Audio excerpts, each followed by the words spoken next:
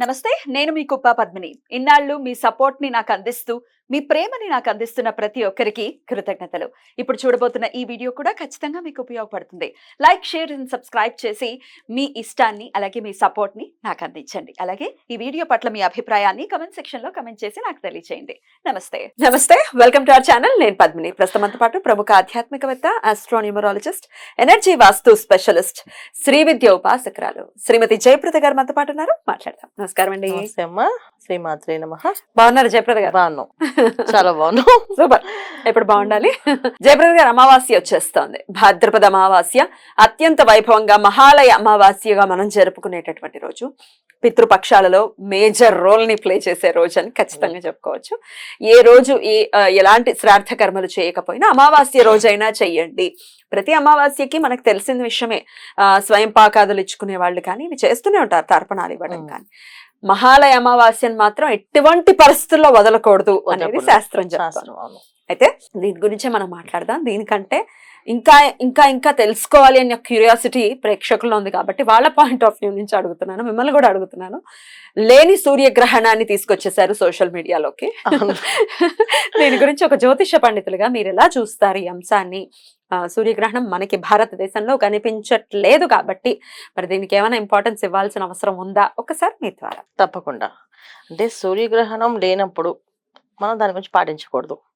ఇప్పుడు మైలు, అశౌచము ఇవన్నీ తెలిస్తేనే పాటించాలని మన పెద్దవాళ్ళు చెప్పారు. పెద్దవాళ్ళు ఏంటి, చెవులో వినపడితే అది ఖచ్చితంగా పాటించాలి. సో మైల్ లాంటిది గ్రహణం అనేది కూడా. సో గ్రహణం అనేది తెలిస్తే పాటించాలని చెప్పి, గ్రహణం అనేది లేనప్పుడు మనం పాటిస్తే, దాన్ని పరిహారాలు చేస్తే, అది ఏ విధంగా దాన్ని వర్ణించాలో నాకు అర్థం కావట్లేదు, కానీ ఎలా చెప్పాలో కొంచెం తెలియట్లేదు. ఒక విధంగా బాధపడాల్సిందే. ఎందుకంటే లేని గ్రహణాన్ని మనం ఎలా తీసుకురాగలుగుతాము అనేది ఒక అదైతే. గ్రహణం లేదు కానీ రాశి వాళ్ళు పరిహారం చేసుకోవాలంటే ఇంకా అన్యాయం, అది ఇంకా అన్యాయంగా అనిపించింది. కాకపోతే దీన్ని ఎందుకు ఇలా చేస్తున్నారు అనే దాని మీద కాస్తంత బాధాకరం అనిపించినా సరే, ఏదో ఒక పరిహారం ప్రజలు ఏ విషయమైనా సరే మానవులందరికీ కూడా ఏంటంటే ఏదో పరిహారం చేస్తే వల్ల పుణ్యమే వస్తుంది, నష్టం అయితే రాదు. ఏం చేసినా పరిహారం వెళ్ళి చేస్తే కానీ నమ్మకాన్ని కోల్పోయే పరిస్థితి ఉంటుంది కదా. ఎందుకంటే ఏదో చేసేసామంటే ఏమీ ఫలితం లేదు అని అంటే, అవసరం లేని దానికి చేసేస్తే ఫలితాలు ఎక్కడి నుంచి వచ్చేస్తాయి కదా. పుణ్యం ఉన్నా పుణ్యం డిపాజిట్ అయ్యి ఉంటుంది పాపం, ఎప్పుడు కావాలో అప్పుడే వస్తుంది అది కదా. సో ఒకంత మీరు అన్నట్టుగా బాధపడాల్సిన విషయమే. కాకపోతే ఏంటంటే మీరు పరిహారం చెప్పము, పూజ ఏవైతే చెప్తున్నారో చేపిస్తున్నారో దానివల్ల పుణ్యమే వస్తుంది, నష్టపోయేది అయితే ఏముండదు. కాకపోతే ధనం నష్టం అవుతుంది. దానికోసం వెచ్చించిన టైం కానీ ధనం కానీ ఈ రెండు కూడా వృధా అవుతున్నాయి. చదువుకునే వాళ్ళకి కాస్తంత అవగాహన ఉన్న వాళ్ళు పాటించరు అసలు. పర్లేదు వాళ్ళంతా ఇవాళ ఏంటి అని అనుకుంటున్నారు. కొంచెం అమాయకులు మాత్రం కాస్తంత డబ్బు అని. కాకపోతే నేను చెప్దాం అనుకున్నానంటే భయపడిన అవసరం లేదు. మేము చేయలేకపోయాము, మా దగ్గర అంత అనుకునే స్తోమత లేదు, అంత డబ్బు లేదు అనుకునే వాళ్ళు ఏం భయపడక్కలేదు, ఏం పర్వాలేదు. దీన్ని గ్రహణం అని అనరు, దీన్ని పెనుంబ్రూమ్ అంటారు. పెనుంబ్రూమ్ అంటే ఒక గ్రహాల దగ్గరికి వెళ్ళినప్పుడు చిన్న గాలిలాగా ఉంటుంది, అది నీడ పడితే దాని గ్రహణం కింద దాన్ని చెప్తాం. సో ఇక్కడ నీడ కూడా కాదు, జస్ట్ ఒక గాలిలాగా ఏర్పడుతుంది, దాన్ని గ్రహణం కింద చూపించబడుతుంది, గ్రహణం అంటారు. పెనుంబ్రూమ్ అనే మనకు కొన్ని శాస్త్రాలు ఉన్నాయి.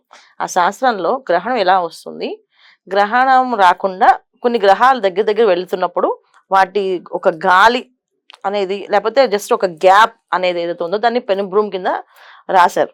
సో ఆ పెనుబ్రూమ్ ని మనం ఎలా గ్రహణం కింద చేసుకుంటాము, లేని గ్రహణానికి పరిహారాలు చేయని అవసరం లేదు. దాని గురించి భయపడక్కర్లేదు. ఖర్చు పెట్టాలని అనే రూపాయి ఖర్చు పెట్టలేదు అని బాధపడక్కలేదు. ఎక్కడో విదేశాల్లో మా పిల్లలు ఉన్నారు, వాళ్ళ మేము చేయొచ్చా అని అనుకోకర్లేదు. ఎవరు ఏమి చేయట్లేదు. అసలు చెప్పాలంటే అసలు ఏమి చేయట్లేదు. రైట్. చేయాల్సిన విధి ఒకటి ఉంది, దాని గురించి చెప్పుకుందాం తప్పకుండా. మహాలయ అమావాస్య. చెప్పండి. అమావాస్య పితృపక్షాల్లో వచ్చే అమావాస్య చాలా చాలా విశేషమైనది. చాలా మంది జాతకంలో మనం వింటూ ఉంటాం పితృదోషాలు అనేసి. పితృదోషాలు అనేది ఎలా ఏర్పడుతుంది అంటే, మన ప్రారంభ కర్మ ఏం చేస్తున్నామో దాని వల్ల వచ్చే ఈ దోషాలను.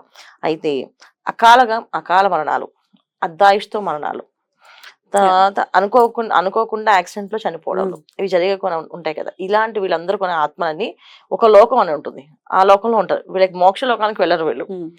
వీళ్ళందరూ చనిపోయి కొంతమందికి కోరిక ఉంటుంది, నా ఫ్యామిలీని బాగా చూసుకోవాలనుకుంటారు. అనుకోని సంఘటనలో అనుకున్న విషయాల వల్ల ఆయన కాలం చేయవలసి వచ్చింది. ఆ ప్రాణం ఆ ఆత్మ వెళ్ళదంట, అది వాళ్ళ ఇంటి చుట్టూ తిరుగుతూ ఉంటుంది. సో వాళ్ళకి ఆహారం అనేది పెట్టాలి. ఇప్పుడు మనం నమ్ముకున్న వాళ్ళు మన ఇంటికి ఎవరైనా వస్తే మనం ఆహారం పెడతాం, అలాగే మన పితృదేవతలకి ఆహారం పెట్టాలి. సో ఇక్కడ పితృదేవతలకి దేవతలకి ఒక్క రోజు అయితే మనకి సంవత్సర కాలం అది. సో ఈ సంవత్సర కాలాన్ని ఒక రోజు మనం ఆహారం పెట్టినట్టు. ఈ పితృపక్షాల్లో ఒక రోజు మనం ఆహారం పెట్టామంటే మన సంవత్సరం అంతా ఆహారం పెట్టినట్టే లెక్క. సో ప్రతిరోజు ప్రతి ఇయర్ పెడుతున్నామంటే ప్రతిరోజు మనం పెడుతున్నట్టు, అంటే మన వాళ్ళు మనం చూసుకుంటున్నాము అనేసి, వాళ్ళకి మోక్షలోకం ఎప్పుడు ప్రాప్తం అవుతుందో అంతవరకు మనం వాళ్ళని కాపాడుకుంటున్నామని, అలా కాపాడుకుంటూ ఉన్న వాళ్ళకి వాళ్ళొక్క అవి అంటే వాళ్ళొక్క బ్లెస్సింగ్స్ ఆశీర్వచనాలు అనేది వస్తుంటాయి. ఎవరికైతే పితృదేవతల ఆశీర్వచనాలు ఉంటాయో వాళ్ళకి భూములు, స్థలాలు, ఇళ్ళు అసలు ఇలాగ ప్రారంభం చేస్తే అలా నిలబడిపోయి అలా ఉంటాయి వాళ్ళకి. ఎక్కడికి పో ఆస్తులు. సో మా డబ్బు గట్టిదైతే అదే వస్తుందండి అని అంటుంటా సామెత. ఒరే నీ డబ్బు గట్టిదైతే నీకే వస్తుంది అని చూడండి. అలాగా డబ్బు గట్టిదంటే పితృదేవతలకు ఎప్పుడు ఇలా చేస్తూ ఉంటే మనకి ఇంట్లో ఎటువంటి ఆటంకాలు లేకుండా జరుగుతాయి.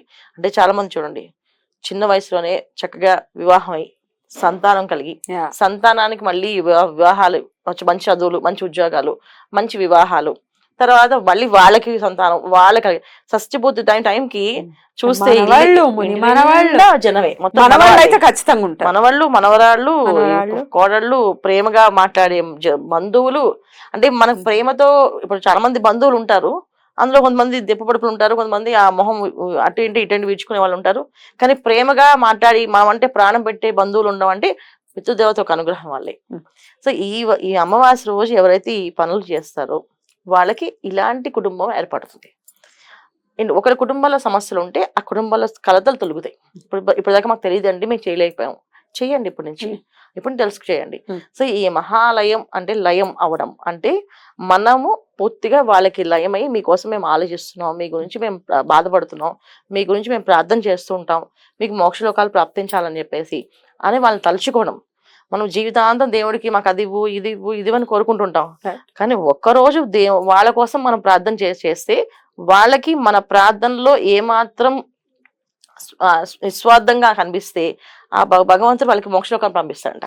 ఇవాళ నీ మనవడు నీ కోసం ఇది అన్నదానం చేశాడయ్యా, నీకు మోక్షలోక ప్రాప్తం వచ్చింది, నువ్వు వెళ్ళిపో అంటే ఆత్మ ఎంతో సంతోషిస్తూ వాడిని ఆస్వాదించి వెళ్తుందంట. ఇంకా ఆ కుటుంబం తరతరాలు అభివృద్ధి చెందుతుంది.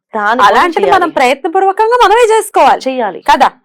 మీరు అన్నట్టు 100% కరెక్ట్. దేవుడికి దండాలు పెట్టేసి దేవుడికి పూజ చేసే ముందు స్టెప్ లో ఉన్నటువంటి పితృదేవతల అనుగ్రహాన్ని కూడా ఖచ్చితంగా చేయాలి. మరి ఎలా ఏం చేయమంటారు ప్రత్యేకించి ఆ రోజున శ్రాద్ధాధికారి? ఇంట్లో మామూలుగా పిండ ప్రధానాలు ఏంటి, అమావాస్య రోజున మాకు తిది వారం తెలియదండి, మా నాన్నగారు కాలం చేసినప్పుడు మేము తిది వారం తెలియదు, చిన్నపిల్లలు అనుకునే వాళ్ళు అమావాస్య రోజు చేయొచ్చు. తిది వారాలు తెలిసిన వాళ్ళు తిథి ప్రకారం చేసుకుంటాం. ఒకవేళ లేకుంటే చాలా గోకర్ణ నక్షత్రంలోని ఇప్పుడు క్షేత్రాల్లో చేస్తే విశేష ఫలితాలు కదా. సో ఈ టైంలో అమావాస్య రోజున అలా క్షేత్రాల్లో పాదగయ క్షేత్రం శ్రీపాద శ్రీవల్లభ పిఠాపురంలో అందుబాటులో ఉంది, మనకి తక్కువ ఖర్చు అవుతుంది. గోకర్ణం అంతంత దూరం వెళ్లాల్సిన అవసరం లేదు, చక్కగా చేసుకోవచ్చు. అసలు దత్తాత్రేయుడు కొలువు తీరినటువంటి క్షేత్రంలో పెట్టడం అంటే అదొక అద్భుతం. చాలా మామూలు అదృష్టం ఉండాలి, అసలు అదృష్టం యోగం కూడా. కాకపోతే చాలా తక్కువ ఖర్చు అవుతుంది, చాలా చక్కగా చేసుకోవచ్చు కార్యక్రమాన్ని. చక్కగా వెళ్ళి చేయించండి, మంచి ఫలితాలు, మీకు మెరుగైన ఫలితాలు వస్తాయి. ఓన్లీ పితృదేవతల కోసమనే కాదు, మనకి ఇష్టమైన స్నేహితులు చనిపోయినా ఈ రోజు మహాలయ ప్రక్షాళన వాళ్ళ పేరు చెప్పి వాళ్ళకి దానం చేస్తే వాళ్ళకు మోక్ష ప్రాప్తి జరుగుతుంది. ఇప్పుడు మామూలుగా శ్రాద్ధ తిథి అంటే ఎవరి ఇంట్లో వాళ్ళే చేసుకోవాలి. దీనికి ఒక కథ కూడా ఉంది, ఒక బ్రాహ్మణుడి శ్రాద్ధ తిథి గురించి ఒక కథ ఉంది. ఏంటంటే పూర్వం ఒక పేద అదే అంతకుముందు గొప్పగా ఉన్నవాడు, కొంతమంది ఒక పేద కుటుంబంలో ఒక బ్రాహ్మణుల కుటుంబం, అతను రోజు భిక్షాటన చేసుకొని వచ్చి ఆ భిక్షాటనే అన్నం వండుకోవాలి వాళ్ళు. అయితే మన పెద్దవాళ్ళ నియమం ఏంటంటే పితృపక్షాల రోజు మాత్రం ఎవరిని వెళ్ళి యాచించి అడగకూడదు. వాళ్ళ దగ్గర ఉన్నదే వాళ్ళు పెట్టి ఇదే మాకుంది స్వామి, ఇదే ప్రసాదంగా తీసుకోండి అని చెప్పి ఇది చేయాలని నియమం ఉంది. ఆ బ్రాహ్మడి పాపం తెలియగా ఇవాళ వాళ్ళ నాన్నగారు అబ్దికం ఉంది అని చెప్పి ఆయన భిక్షాటనకి వెళ్తూ ప్రతి ఒక్కరు ఇంట్లోకి వెళ్ళినప్పుడు అమ్మ కాస్త భిక్ష కొంచెం ఎక్కువగా వేయండి, ఇవాళ మా నాన్నగారు అబ్దికం ఉంది అని చెప్తూ వచ్చాడు. చెప్పడం వల్ల ప్రతి ఒక్కరు అయ్యో అబ్దికం ఉందా అని చెప్పి ఇంకొంచెం బియ్యం వేయడం, ఇంకొంచెం కూరగాయలు ఇవ్వడం అలా చేస్తున్నారు. అయితే ఆ కుటుంబంలో ఒక కోడలు అంటే ఒక భార్య భర్త కొడుకు కోడలు నలుగురే ఉంటారు. ఈ నలుగురిలో ఒక ఆవు వాళ్ళకి. ఈ కోడలు ఏం చేసి గొడ్ల సావులంతా శుభ్రంగా బాగు చేసి అన్ని పక్కన పెడుతూ బాగా ఆకలి వేస్తూ ఉండేది కదా. ఆవిడ ఏం చేస్తుంది, ఈ ఆవు పేడని పిడకలుగా చేసుకుని చిన్న చిన్న ముక్కల్ని నోట్లో వేసుకుంటూ చప్పరిస్తూ ఉండేది ఆకలికి. అయ్యయ్యో. అంటే పేడ ముక్కల్ని ఎండిపోయిన తర్వాత ఆ ముక్కలు నోట్లో వేసి చప్పరిస్తూ ఉండేది. మరి ఎప్పుడు మామగారు రావాలి, ఆ భిక్షాటనకి వెళ్ళాలి. కొడుకు ప్లస్ అంత భర్త ఇద్దరు దీన స్థితిలో అంత దీన ఉన్నారు. స్థితిలో ఉన్నారన్నమాట వాడు. సో ఈవిడ రోజు అదే పని అనమాట. అంటే ఆ రోజే కాదు, ప్రతిరోజు ఆవిడ కాస్త ఆకలి వేసిన వల్ల పల్లీలు వేసుకున్నట్టు పాపం ఆ పిడకలు నోట్లో అలా వేసుకో, గోడకున్న పిడకని తీసుకుని ముక్క ఆ నోట్లో వేసుకుంటూ ఉండేది. అలా వేసుకుంటూ ఉండేది. ఒక రోజు ఈ ఆబ్దికం కార్యక్రమం వచ్చింది. ఈ ఆబ్దికానికి ఆయన్ని తీసుకొచ్చారు, సమకూర్చే అన్ని కలిపి వంటలు చేశారు ఆ భోక్తలు నమ్మని భోజనానికి. ఆ భోక్తలకు వచ్చే టైంకి ఈ అమ్మాయి, ఇంతమంది వస్తే ఎలా పెడతాం మామయ్య గారు, చాలా మంది వచ్చేసారు. అంటే అత్తగారు మామగారు చేయించే కార్యక్రమం చేసి ఆయన బయటకు వస్తే ఎవరు కనిపించట్లేదు. ఈవిడికేమో మొత్తం 150 మంది 200 మంది కనిపిస్తున్నారు, వీళ్ళకి ఒక్కరు కనిపించట్లేదు. ఏమిటండి మీకు ఎవరు కనబడట్లేదు అంటే, నాకు ఎవరు కనిపించట్లేదు, ఎవరు వచ్చారమ్మా అంటే, అదేనండి వాళ్ళు చెప్తున్నారు. అప్పుడు వాళ్ళ ఒక ఆయన, మా అబ్బాయి కూరగాయలు ఇచ్చాడయ్యా అందుకే వచ్చా భోజనానికి అని ఒకరు, మా అబ్బాయి బియ్యం ఎక్కువ ఇచ్చాడయ్యా మేము వచ్చాం భోజనానికి అని ఒకరు, మా అబ్బాయి డబ్బులు ఎక్కువ ఇచ్చాడయ్యా అందుకే వచ్చాను భోజనానికి అని ఒకరు. అందుకని ఆచరణ చేయకూడదు ఈ కార్యక్రమానికి, చేయకూడదు, వాళ్ళ సొంత డబ్బుతో చేయాలి కార్యక్రమాన్ని. సో అలా కనిపిస్తారు. ఆమెకి ఎందుకు కనిపించారంటే, ఆమె ఆ గోవుది పేడ తినడం వల్ల ఆ మొత్తం పిత్తుతో అందరూ ఆవిడ కళ్ళకి కనిపిస్తున్నారు, వీళ్ళకి కనబడట్లేదు. అందువల్ల అందరికి నమస్కారం పెట్టి, ఈ అమ్మాయి మా మామయ్య గారు తెలియక తీసుకొచ్చారు, ఇవాళ ఉన్న భోజనాన్ని అందరూ స్వీకరించని చెప్పి ఆ రోజు కార్యక్రమం కాస్త అంతా వాళ్ళకి భోజనం పెట్టడం అది జరిగిందంట. ఇది జరిగిన యథార్థ కథ అంటది. అది మనకి పెద్దవాళ్ళు అందుకే ఆబ్దికం రోజున ఎవరి దగ్గరికి వెళ్ళొద్దు, ఆబ్దికం ఉందని చెప్పి ఆ ₹1 తీసుకోవద్దు, వాళ్ళు పితృదేవతలు వస్తారని. అలాగే మహాలయ అమావాస్య రోజు ఏంటంటే, మనకి గురువులు, మన నచ్చిన స్నేహితులు, బంధువులు ఎవరున్నా నచ్చిన వాళ్ళ పేర్లు చెప్పి వాళ్ళకి తిల తర్పణ వదిలితే వాళ్ళకి మోక్షలోక ప్రాప్తం అవుతుంది. ఎందుకంటే మన మీద అభిమానంతోటో ప్రేమతోటో ఉండిపోయిన వాళ్ళకి మనం ఒక ధార పోస్తే వాళ్ళకి ఒక చుక్క నీరుతో వెళ్తారు. అలాగే పితృపక్షాల రోజున అమావాస్య రోజున ఎవరికి కలిగినంత వరకు అన్నదానం చేసుకోండి, వాళ్ళ పెద్దవాళ్ళ పేరు చెప్పి. ఒకవేళ మా నాన్నగారు బతుకున్నారండి, నా జాతకంలో పితృదోషం ఉంది, నేను చెయ్యొచ్చా అని చాలా మంది క్లయింట్స్ అడిగారు. అలా చేయకూడదు. తండ్రి బతుకుండగా మన జాతకంలో పితృదోషాలు ఉన్నా చేయకూడదు.